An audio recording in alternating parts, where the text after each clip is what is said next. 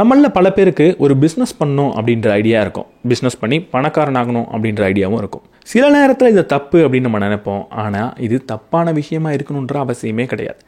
பணக்காரன் ஆகணும், பணத்தை அதிகமாக சம்பாதிக்கணும், நல்ல பிஸ்னஸ் பண்ணணும். இதுக்கு நம்ம என்ன செய்யணும்?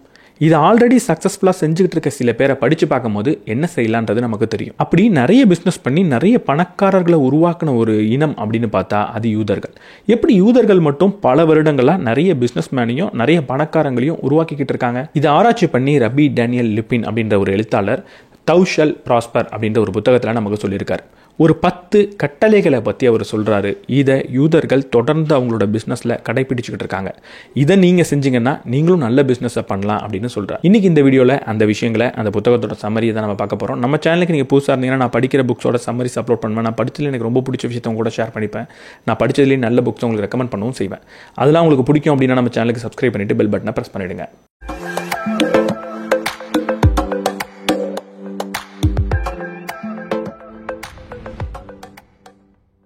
வீடியோக்குள்ளே போகிறதுக்கு முன்னாடி நம்ம ஒரு முக்கியமான விஷயத்தை புரிஞ்சுக்கிட்டாகணும். நம்மளோட முதலீடை எப்போவுமே நம்ம ஒரே ஒரு இடத்துல வைக்கக்கூடாது. டைவர்சிஃபை பண்ணி நிறைய இடங்களில் அதை பிரித்து வைக்கணும்.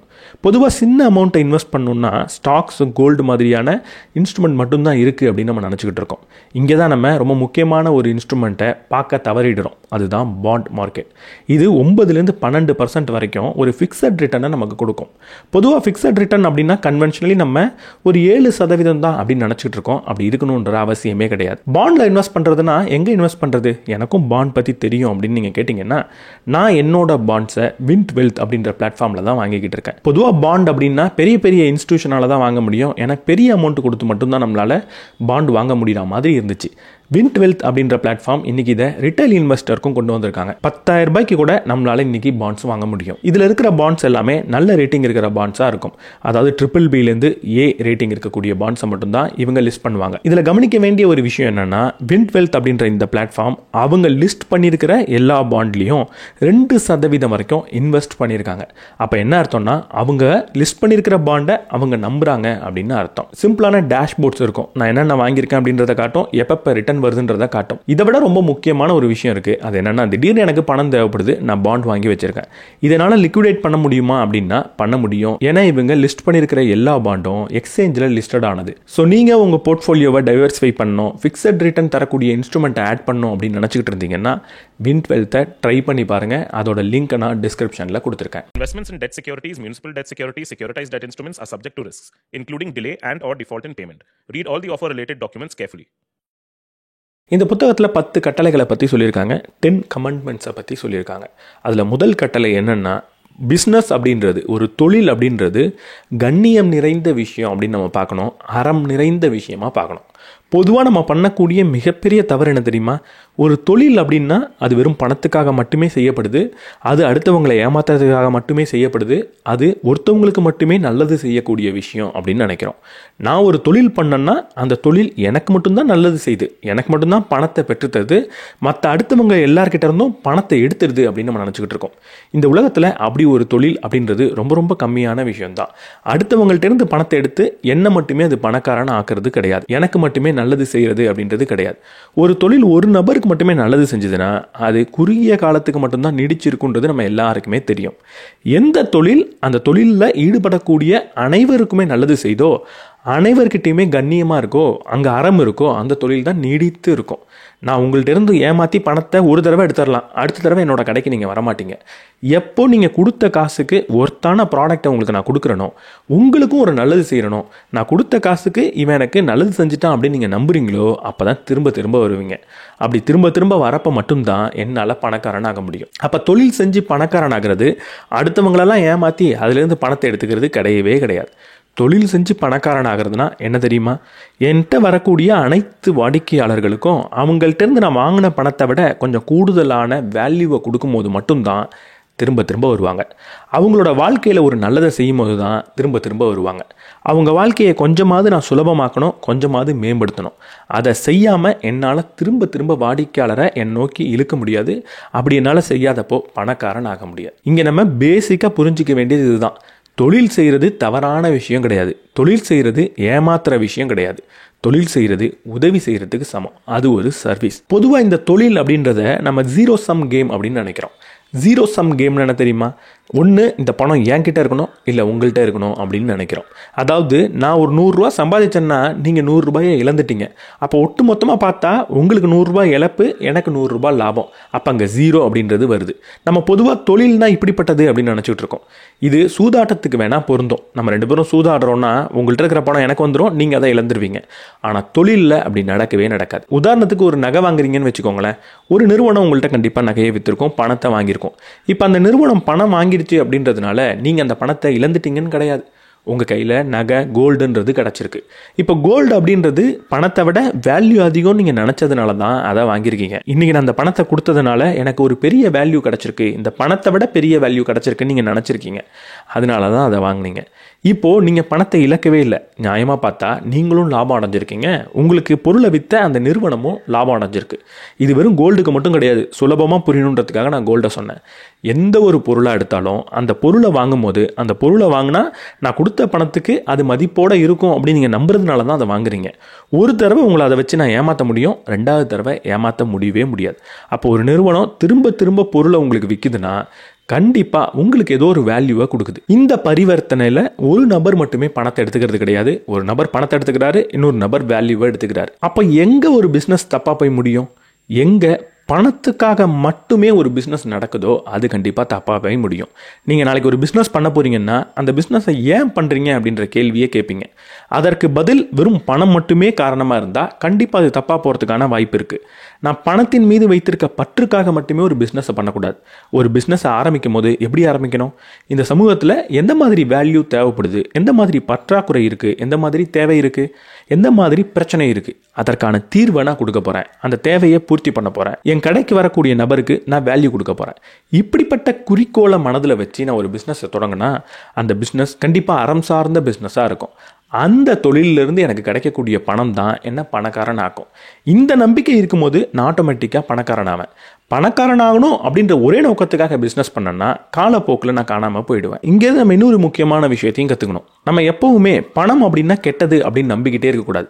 பணக்காரங்க அப்படின்னா கெட்டவங்க அப்படின்னு நம்பிக்கிட்டே இருக்கக்கூடாது. கெட்ட வழியில் ஒருத்தவர் பணக்காரன் ஆக முடியும். அதற்காக பணக்காரனான எல்லாருமே கெட்டவங்க அப்படின்னு ஆகிட மாட்டாங்க. நம்ம கெட்ட வழியில் பணக்காரன் ஆகக்கூடாது அப்படின்ற நம்பிக்கையை நம்ம ஏற்றுக்கணும். நல்ல வழியில் பணக்காரன் ஆக முடியுன்ற நம்பிக்கை நமக்குள்ளே இருக்கணும். அப்படி பணக்காரன் ஆகிறது ஒரு ஸ்பிரிச்சுவல் ஆக்ட் அப்படின்னு நம்ம புரிஞ்சுக்கணும். ஒரு ஆன்மீக செயல் அப்படின்னு நம்ம புரிஞ்சுக்கணும். ஏழையாகவே இருக்கிறது தான் அறம் அப்படின்னு நம்ம நினைக்கக்கூடாது. நல்ல வழியில் பணத்தை சம்பாதிக்கிறதும் சம்பாதிச்ச பணத்தை நல்ல வழியில் செலவு பண்ணுறதும் ஒரு அறம் சார்ந்த செயல் அப்படின்னு நம்ம நம்பணும். ஒரு ஆன்மீக செயல் அப்படின்னு நம்பணும். அந்த வழியில் பணத்தை சம்பாதிக்கிறதுக்கான முயற்சி எடுக்கணும். இதுதான் நம்மளோட நம்பிக்கையாக இருக்கணும்.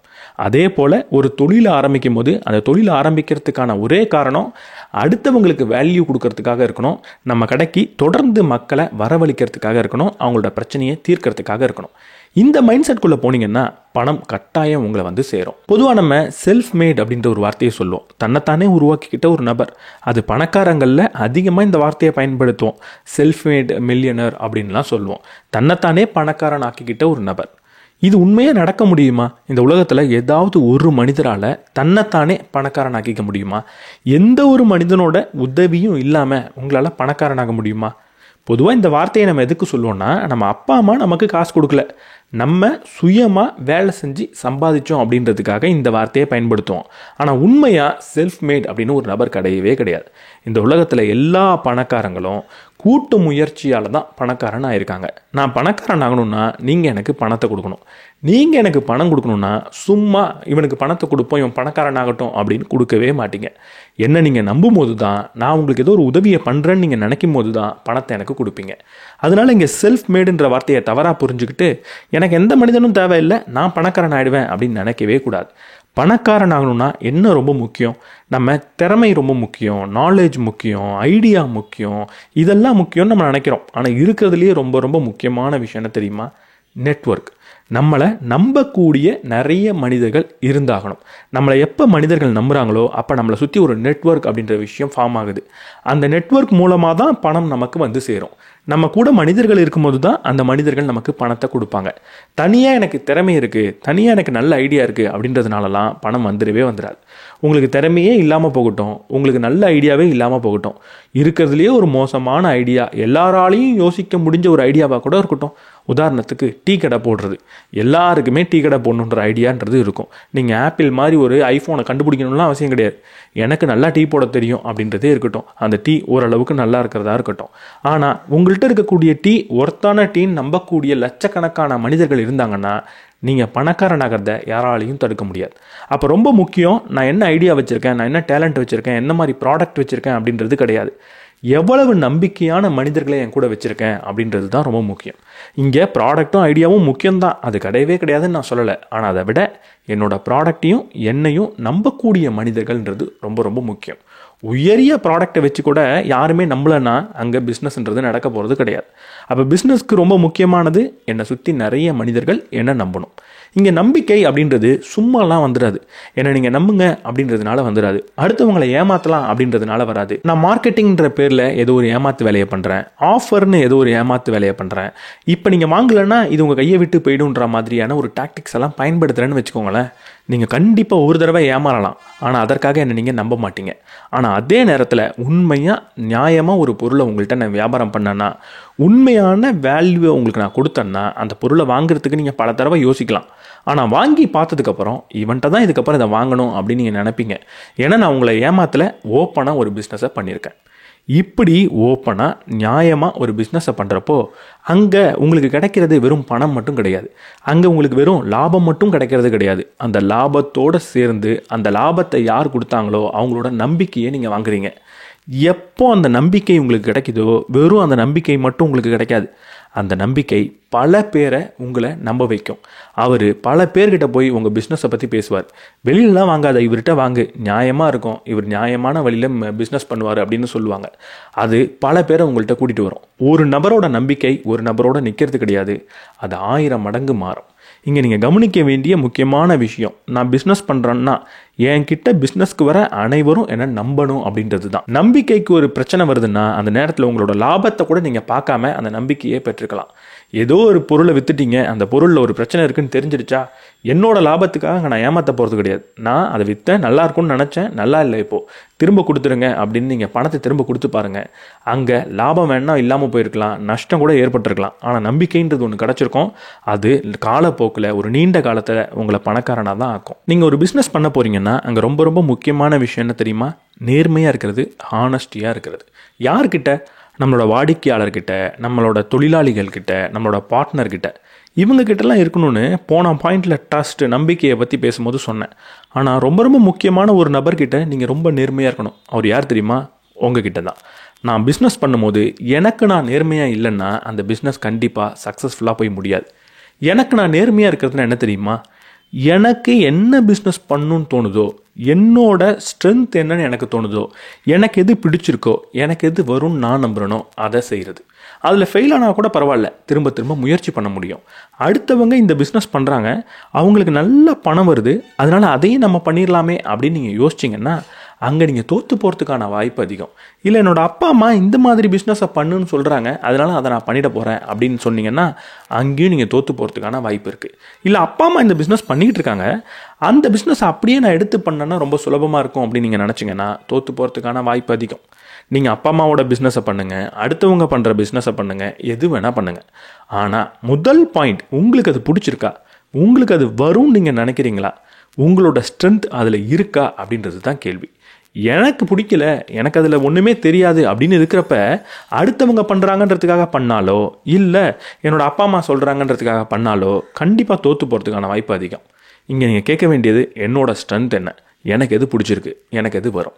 அது ஒரு பிஸ்னஸாக இருக்கட்டும், இல்லை ஒரு கலையாக இருக்கட்டும், இல்லை ஒரு வேலையாக கூட இருக்கட்டும், எனக்கு பிடிச்சதை பண்ணும்போது தான் பணம் என்னை நோக்கி வரும். ஏன்னா எந்த விஷயம் எனக்கு பிடிச்சிருக்கோ அதை செய்யும் போது தான் தோல்வி என்ன எதுவுமே செய்யாது.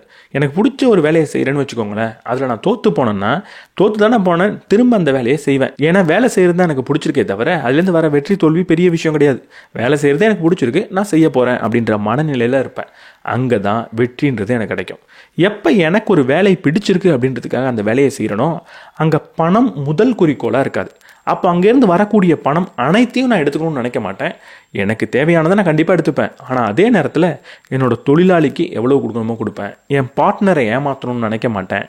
என்னோட வாடிக்கையாளர்களுக்கு சிறந்த வேலையை கொடுக்கணும்னு நினைப்பேன். இப்போ எனக்கு ஒரு வேலையை செய்ய பிடிச்சிருக்குன்னா அந்த வேலையை சிறப்பாக செய்யணும்னு நான் நினைப்பேன். அந்த வேலையை என் வாடிக்கையாளருக்கு சிறப்பாக செஞ்சு கொடுக்குறப்போ அவங்க என்னை பாராட்டுவாங்க. அதுவே பெரிய போதையாக எனக்கு இருக்கும்.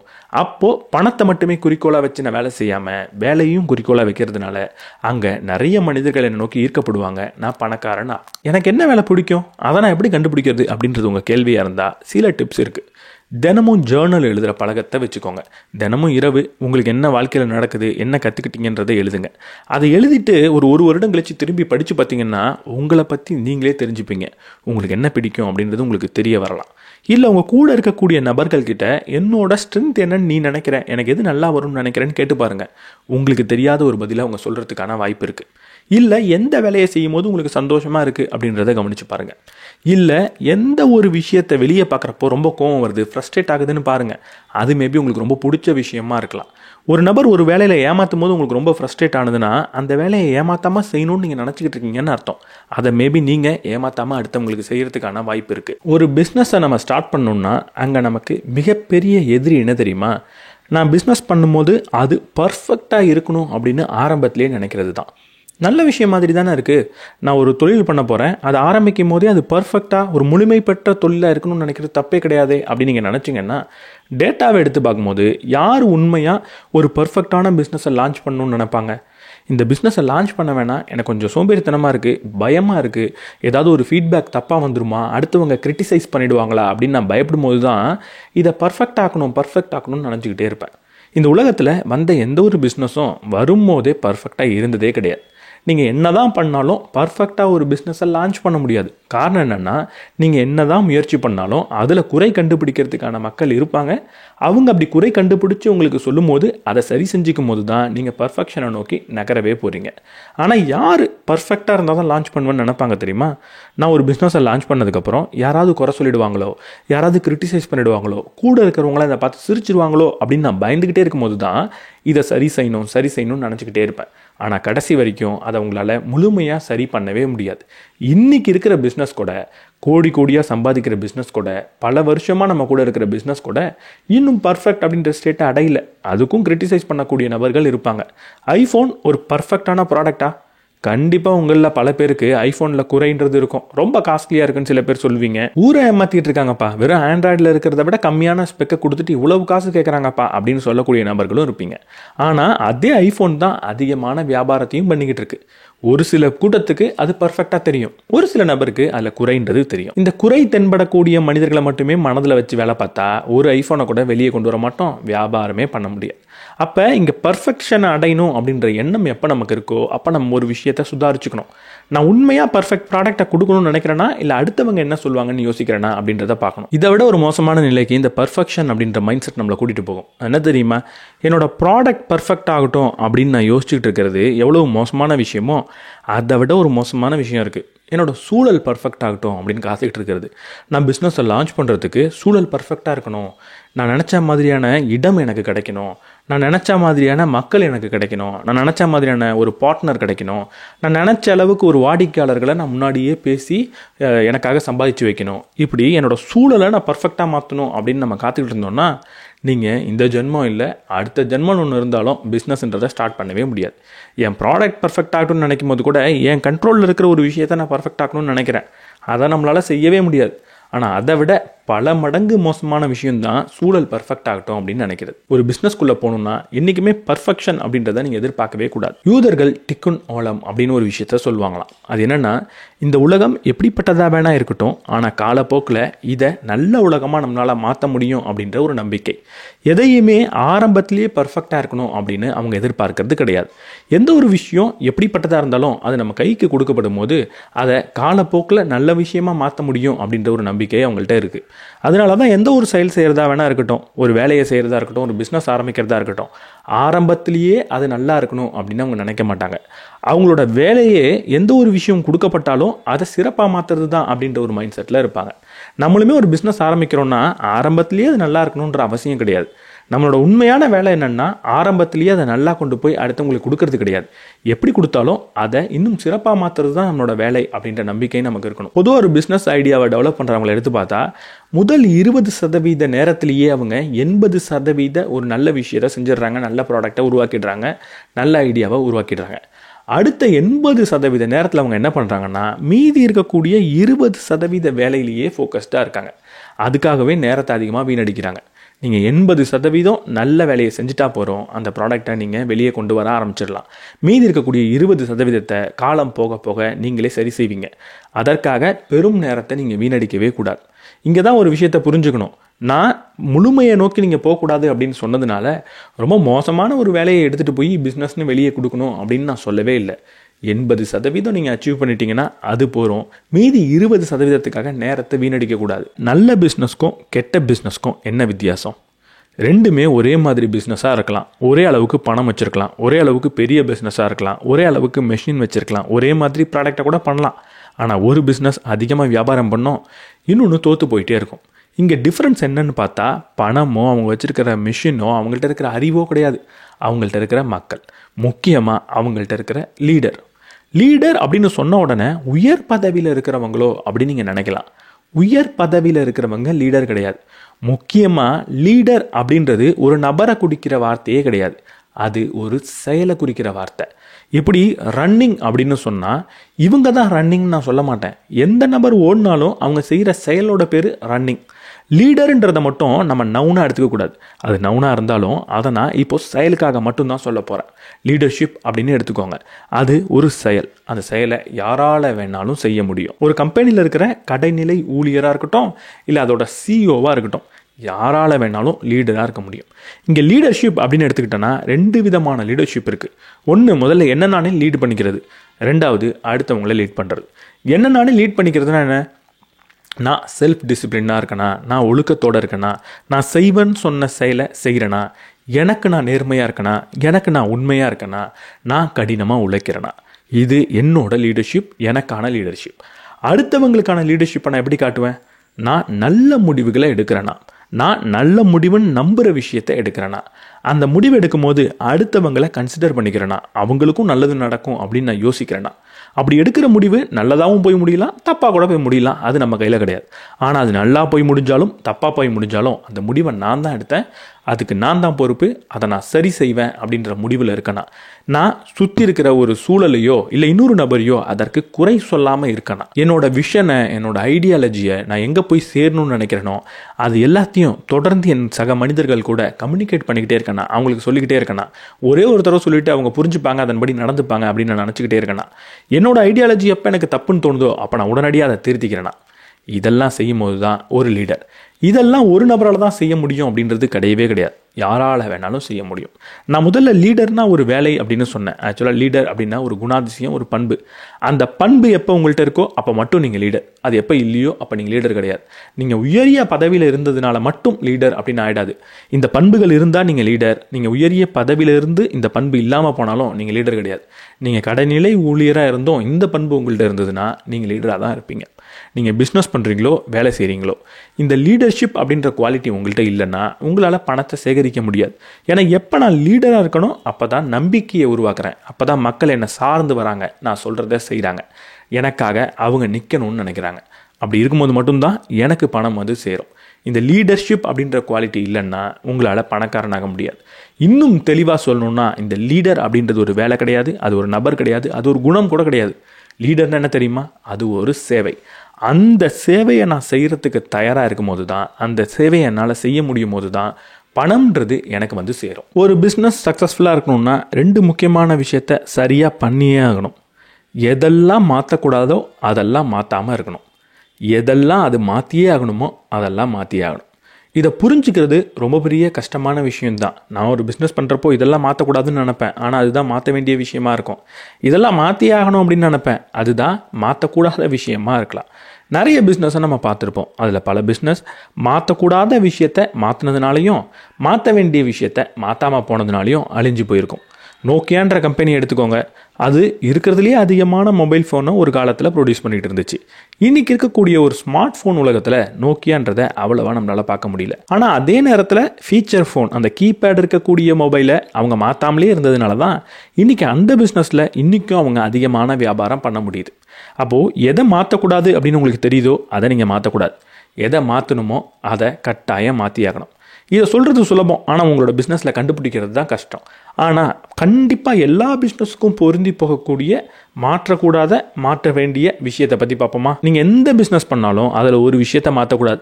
உங்களோட பேசிக் பிரின்சிபல்ஸை நீங்கள் மாற்றக்கூடாது. இந்த வீடியோவோட ஆரம்பத்தில் சொன்ன மாதிரி நம்பிக்கையை சேகரிக்கிறதா இருக்கட்டும், ஒரு பிஸ்னஸை நல்ல விஷயத்துக்காக பயன்படுத்துகிறதா இருக்கட்டும், பிஸ்னஸை சேவையாக பார்க்குறதா இருக்கட்டும், இந்த மாதிரி கோர் பிரின்சிபல்ஸை என்றைக்குமே நீங்கள் மாற்றக்கூடாது. ஏன்னா எந்த கோர் பிரின்சிபல்ஸை வச்சு நீங்கள் பிஸ்னஸ் ஆரம்பிச்சிங்களோ அதற்காக தான் வாடிக்கையாளர்கள் வந்துக்கிட்டு இருக்காங்க. அதையே மாற்றினீங்கன்னா அங்கே உங்கள் பிஸ்னஸ் தோற்று போகிறதுக்கான வாய்ப்பு இருக்குது. எதை நான் தொடர்ந்து மாற்றிக்கிட்டே இருக்கணும்? ஒரு விஷயத்தை தொடர்ந்து நீங்கள் மாற்றிக்கிட்டே இருக்கணும். அதோட பேர் தான் டெக்னாலஜி. என்றைக்கு நீங்கள் கம்ப்யூட்டர் பயன்படுத்தணுமோ அன்றைக்கி பயன்படுத்தி ஆகணும். என்றைக்கு நீங்கள் பில்லிங்கை ஒரு டிஜிட்டலைஸ் பண்ணுமோ பண்ணியாகணும். என்றைக்கு ஆர்டர் எடுக்கிறத ஆன்லைனாக நீங்கள் மாற்றணுமோ மாற்றி ஆகணும். புது புது டெக்னாலஜி என்ன வருதுன்றதை தொடர்ந்து பார்த்துக்கிட்டே இருக்கணும். அந்த டெக்னாலஜியை உங்களோட பிஸ்னஸ்குள்ளே எப்படி கொண்டு வரலான்னு நீங்கள் கேள்வி கேட்கணும். அதை கட்டாயம் கொண்டு வரணும். இன்றைக்கி ஒரு பிஸ்னஸ் நீங்கள் பண்ணிக்கிட்டு இருக்கீங்கன்னா ஏஐ, ஆர்டிஃபிஷியல் இன்டெலிஜென்ஸை உங்களோட பிஸ்னஸ்குள்ளே எப்படி கொண்டு வருது அப்படின்ற கேள்வியை இந்நேரம் நீங்கள் கேட்டிருக்கணும். அதற்கான வேலையை செய்யணும்.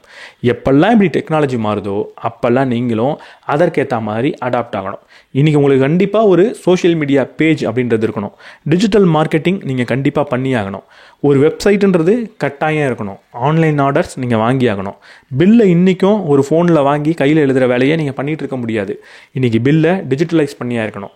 ஏஐயை எப்படி பயன்படுத்தணுன்ற சிந்தனைக்குள்ளே வந்திருக்கணும். இப்படி டெக்னாலஜியை தொடர்ந்து மாற்றிக்கிட்டே வாங்க. பிரின்சிபல்ஸை அப்படியே வச்சுக்கோங்க. இது ஒரு பக்கம்தான். இன்னும் சில விஷயங்களை நீங்களாக எக்ஸ்பிரிமெண்ட் பண்ணி கண்டுபிடிச்சாகணும். எந்த விஷயத்தை மாற்றணும், எதை அப்படியே வச்சுக்கணுன்றத தொடர்ந்து நீங்கள் கேள்வி கேட்டாகணும். அதில் சின்ன சின்ன எக்ஸ்பிரிமெண்ட் பண்ணி பார்த்து அது வேலைக்காகுதா அப்படின்றத பார்க்கணும். பிஸ்னஸ் பண்ணுன்ற ஒரு முடிவு எடுத்துட்டிங்கன்னா எதிர்காலத்தை நிர்ணயிக்கக்கூடிய திறன் அப்படின்றது உங்களுக்கு கட்டாயம் தேவை.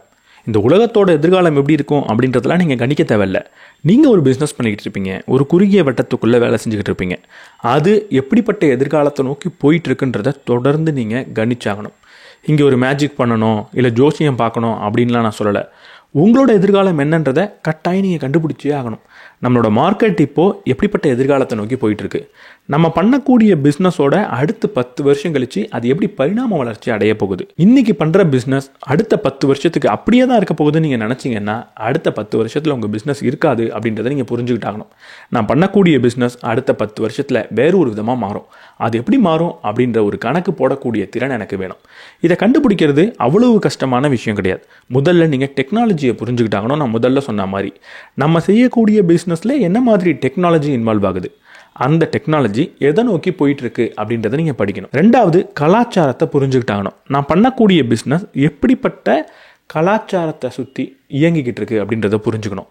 அந்த கலாச்சாரம் எப்படியெல்லாம் மாறப்போகுது அப்படின்றத பார்க்கணும். உதாரணத்துக்கு நான் ஒரு இனிப்பு பண்டம் விற்கிற நபராக கூட இருக்கட்டும், இன்றைக்கி என் பிஸ்னஸ் நல்லா போயிட்டுருக்கும். ஏன்னா மக்கள்லாம் இன்றைக்கி இனிப்பு சாப்பிடக்கூடிய நபர்களாக இருக்காங்க. அடுத்த 10 வருஷத்தில் எப்படிப்பட்ட கலாச்சார மாற்றம் வரும்? இன்றைக்கி சோஷியல் மீடியாவில் எல்லாரும் இனிப்புக்கு பின்னாடி இருக்கக்கூடிய ஒரு பயத்தை தூண்டிக்கிட்டு இருக்காங்க. அது ஒரு நல்ல விஷயம்தான். அப்போ நான் இன்றைக்கி இனிப்பு பண்டம் விற்றுக்கிட்டு இருக்கேன்னா 10 வருஷம் கழிச்சும் அதே நல்லா வியாபாரம் பண்ண முடியுமா? மக்கள் ஒரு வேளை ஒரு கலாச்சாரத்தில் ஒரு மாற்றம் ஏற்பட்டுடுமா? அவங்க எல்லாரும் இனிப்பு சாப்பிட்றத குறைச்சிப்பாங்களா அப்படின்றத பார்க்கணும். அப்போ நான் ஒரு ஹெல்த்தியான ஸ்வீட்டை எப்படி கொண்டு வருது அப்படின்றத திங்க் பண்ணி ஆகணும்.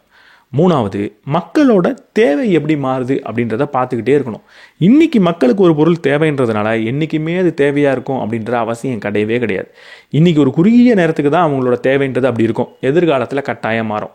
எப்படி அது மாறப்போகுது அப்படின்றத புரிஞ்சுக்கிட்டாங்க. நாலாவது, நம்மளோட டெமோகிராஃபிக்கில் எப்படிப்பட்ட மாற்றங்கள் வருதுன்றதை பார்க்கணும். அதாவது நம்மளை சுற்றி இருக்கிற மக்கள் எப்படிப்பட்ட மக்களாக மாறுறாங்கன்றதை பார்க்கணும். நான் ஒரு ஊரில் பிஸ்னஸ் பண்ணுறேன்னா இன்றைக்கி நிறைய குழந்தைகள் இருக்கலாம், ஆனால் அடுத்த சில வருஷத்தில் அவங்கெல்லாம் வளர்ந்துருவாங்க. அப்போ இளைஞர்கள் தான் இருப்பாங்க. அதற்கப்புறம் எவ்வளவு குழந்தை பிறக்குன்றது நமக்கு தெரியாது. அப்போ இந்த டெமோகிராஃபிக் எப்படியெல்லாம் மாறும் அப்படின்றத நான் புரிஞ்சுக்கிட்டாங்கணும். இன்றைக்கி எந்த வயதில் எவ்வளவு மக்கள் இருக்காங்களோ அடுத்த வருஷம் அடுத்த 10 வருஷம் கழிச்சு அவங்க அப்படியே இருப்பாங்கன்றதை நம்ம நம்பக்கூடாது. இந்த டெமோகிராஃபிக்ன்றது மாறும். இதை விட ரொம்ப முக்கியமாக ஒரு ஊர் வளர்ந்துக்கிட்டே இருக்கும். நம்ம பிஸ்னஸ் பண்ண நிறைய பேர் பிஸ்னஸ் பண்ணுவாங்க. அப்போ இன்னைக்கு எப்படிப்பட்ட மக்கள் அந்த ஊரில் இருக்காங்களோ அதே மக்கள் தான் இருப்பாங்கன்னு நீங்கள் நினைக்கக்கூடாது. இன்னும் வளராத ஊர்லேருந்து மக்கள் இங்கே மாறி வரலாம், வெளிநகரத்துலேருந்து மாறி வரலாம். அப்படி மாறி வரப்போ இங்கே இருக்கக்கூடிய டெமோகிராஃபின்றதே மாறிடும். இந்த கலாச்சாரத்துக்கு மட்டுமே வியாபாரம் பண்ணிக்கிட்டு இருந்த நீங்கள் இன்னொரு கலாச்சாரத்துக்கு வியாபாரம் பண்ண முடியாமல் போகலாம். ஒரு உதாரணத்துக்கு, திடீர்னு நீங்கள் பிஸ்னஸ் பண்ணிகிட்டு இருக்கீங்க, தமிழ் மக்களுக்கான ஏதோ ஒரு பிஸ்னஸ் பண்ணிகிட்டு இருக்கீங்க, திடீர்னு நிறைய ஹிந்தி பேசக்கூடிய மனிதர்கள் உள்ளே வந்துட்டாங்கன்னா உங்கள் பிஸ்னஸ்ன்றது மாறும். ஸோ எப்படிப்பட்ட மக்கள் எப்படி நகர்ந்துக்கிட்டு இருக்காங்கன்றதை நீங்கள் பார்க்கணும். அதுக்கேற்ற மாதிரி உங்கள் பிஸ்னஸை தொடர்ந்து மாற்றணும். இப்படி எதிர்காலத்தை கணிச்சிங்கன்னா மட்டும்தான் உங்களோட பிஸ்னஸ் நிலைத்து இருக்கும். இதெல்லாம் யோசிக்காமல் இன்றைக்கி வியாபாரம் நடக்குதுப்பா, இது அப்படியே 100 வருஷத்துக்கு நடக்கும்னு நினச்சிங்கன்னா நடக்காது. இந்த மாற்றத்தை புரிஞ்சுக்கிட்டாகணும், எதிர்காலத்தை கணிச்சாகணும். 8வது கட்டளை என்ன தெரியுமா? ரொம்ப ரொம்ப முக்கியம். ஒரு பிஸ்னஸோட அடிப்படை உங்களோட பணத்தை பற்றி உங்களுக்கு தெரியணும். பணத்தை பற்றி தெரியணும்னா முதல்ல பணம்னா என்னன்றதை நீங்கள் புரிஞ்சுக்கணும். பணம் அப்படின்னா அதுவே ஒரு வேல்யூ அப்படின்னு எடுத்துக்கக்கூடாது. பணம்ன்றது ஒரு தெர்மாமீட்டர் மாதிரி. இப்போ தெர்மாமீட்டரை நான் ஒரு இடத்துல வைக்கிறேன்னா அந்த தெர்மாமீட்டரு 1 டிகிரி செல்சியஸை நமக்கு காட்டும். அந்த ஹீட் அது காட்டுதுன்றதுக்காக அந்த ஹீட்டை அது உருவாக்கலை, தெர்மாமீட்டர் இருக்கிறத காட்டுது. அதே போல் தான் நம்மளோட பணம். நம்மளோட பணம் நம்மள்கிட்ட நிறைய வருதுன்னா அந்த பணம் மட்டுமே நிறைய வருது அப்படின்னு நினைக்கக்கூடாது. அந்த பணம் வரத்துக்கு ஹீட் மாதிரி ஏதோ ஒரு விஷயம் இருக்குது, அதுதான் நல்ல பிஸ்னஸ். இந்த பணம்ன்றது நம்ம பிஸ்னஸ் எப்படி ரன் ஆகிட்டுருக்கு அப்படின்றத காட்டக்கூடிய ஒரு அளவுகோல் தானே தவிர அந்த பணமே பிஸ்னஸ் கிடையாது. நிறைய பணம் வருதுன்னா நான் ஏதோ ஒரு நல்ல விஷயத்தை செஞ்சுக்கிட்டு இருக்கேன். இன்னைய காலகட்டத்துக்கு பணமே வரமாட்டுதுன்னா ஏதோ தப்பாக செஞ்சுக்கிட்டு இருக்கேன், அதை மாற்றுறது மூலமாக பணம்ன்றது வரும். இந்த பணம்ன்றது வெறும் டூல் தான், அதுவே நோக்கம் இல்லை அப்படின்றத முதல்ல புரிஞ்சுக்கணும். அப்போ அடுத்து நம்ம என்ன செய்யணும்? இந்த பணம் தான் என் பிஸ்னஸ் எப்படி ரன் ஆகிட்டு இருக்குன்றதை எனக்கு காட்டுதுன்னா அப்போ இந்த பணத்தை நான் தெளிவாக புரிஞ்சு வச்சுக்கிட்டாகணும், தெளிவாக ட்ராக் பண்ணி ஆகணும். முதல்ல நீங்கள் பண்ணக்கூடிய ஒவ்வொரு செலவையும், உங்களுக்கு வரக்கூடிய ஒவ்வொரு வருமானத்தையும் நீங்கள் ட்ராக் பண்ணுறீங்களா? தொடர்ந்து அதை ட்ராக் பண்ணலன்னா பிஸ்னஸ்ன்றதே அங்கே கிடையாது. 2வது, பணத்தை பற்றின அடிப்படையை புரிஞ்சு வச்சுக்கிட்டு இருக்கீங்களா? அசட்னா என்ன, லயபிலிட்டினா என்ன, ஈக்விட்டினா என்ன, இப்படிப்பட்ட விஷயங்கள் உங்களுக்கு தெரியுதா? இதை தொடர்ந்து நீங்கள் படிக்கிறீங்களா? ஃபைனான்ஷியல் நாலேஜ்ன்றது உங்களுக்கு இருக்கா? புது புது பணங்களை பற்றி படிக்கிறீங்களா? கிரிப்டோ கரன்சினா என்னன்றதை படிக்கிறீங்களா? அதை நான் பயன்படுத்தலாமா வேணாமான்ற முடிவை லாஜிக்கலாக எடுக்கிறீங்களா? அடுத்து, ஒரு ஃபைனான்ஷியல் ஸ்டேட்மெண்ட் உங்களுக்கு படிக்க தெரியுமா? ஒரு கம்பெனியோட ஃபைனான்ஷியல் ஸ்டேட்மெண்ட் வந்தால் அதில் இருக்கிற எல்லா விஷயமும் உங்களுக்கு புரியுதா? நீங்கள் டீ கடை போட்டுட்டு போங்க, ஆனால் ஃபைனான்ஷியல் ஸ்டேட்மெண்ட்னா என்னன்னு தெரியலன்னா உங்களோட டீ கடையை எப்படி அடுத்த அளவுக்கு நீங்கள் கொண்டுட்டு போக போகிறீங்க? எனக்கு இதெல்லாம் தேவையில்லை அப்படின்னு நினைக்கவே கூடாது. பணத்தை பற்றின அனைத்து அறிவையும் நீங்கள் வளர்த்துக்கணும், அதை தொடர்ந்து படிச்சாகணும். கடைசியாக, பணத்தோட மதிப்பு என்ன அப்படின்றத புரிஞ்சுக்கிட்டீங்களா? எல்லா நேரத்துலையும் ஒரு பணத்தை நம்ம முதன்மையாக வைக்க முடியாது. சில நேரத்தில் நம்மளோட பார்ட்னர் ஒரு பண பிரச்சனையினால நம்மளை விட்டுட்டு போகலாம் அப்படின்னு நினைக்கலாம். அப்போது இந்த பணத்துக்காக அவரை நான் விடலாமா இல்லை அவரை தக்க வச்சுக்கணுமா அப்படின்ற முடிவு எடுக்க தெரியணும். அதுக்கு உங்கள் பணத்தோட வேல்யூ என்ன அப்படின்றது உங்களுக்கு தெரியணும். எல்லா நேரத்துலையும் பணத்தை உதாசீனப்படுத்திட்டு எனக்கு ரிலேஷன்ஷிப் தான் முக்கியம்னு நீங்கள் நினைக்க முடியாது ஒரு பிஸ்னஸில். ஆனால் பல நேரங்களில் ரிலேஷன்ஷிப்பை தேர்ந்தெடுக்கிற மாதிரி இருக்கும், சில நேரங்களில் பணத்தை தேர்ந்தெடுக்கிற மாதிரி இருக்கும். அது தெரியணும்னா பணத்தோட வேல்யூ உங்களுக்கு தெரியணும். உங்களோட நேரத்தோட வேல்யூ உங்களுக்கு தெரியுமா? நான் 1 மணி நேரம் ஒரு விஷயத்துக்கு செலவு பண்ண போகிறேன்னா அந்த 1 மணி நேரத்தோட வேல்யூ என்ன? அதை ஒரு பண மதிப்போடு உங்களால் கம்பேர் பண்ண முடியுமா?